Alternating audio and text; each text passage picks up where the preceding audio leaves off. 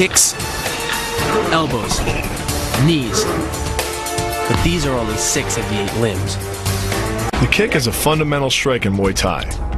Like the jab in Western boxing, the kick is the long-range weapon of the sport. The kick's power comes from the torque generated by the rotation of the hips. It's the same principle that cracks a whip. Turning the hips just a few degrees forces the foot to travel a much greater distance and creates a lot of speed as it does.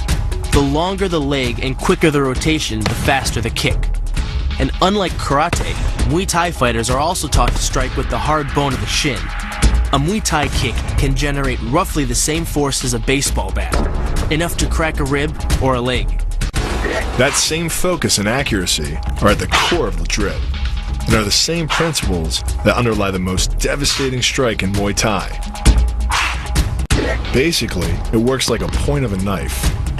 All the force is magnified by being concentrated in a small, hard area.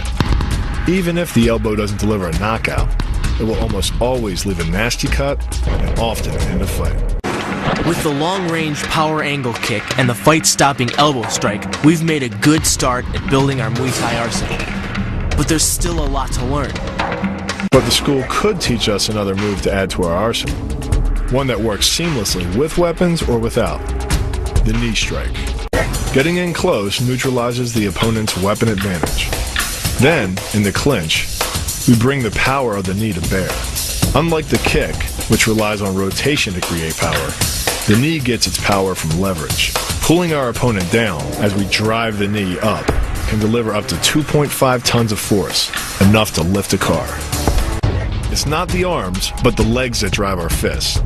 Like a piston, the explosive power of the legs is capable of generating hundreds of pounds of force, all to a very vulnerable area, the soft underside of the opponent's jaw.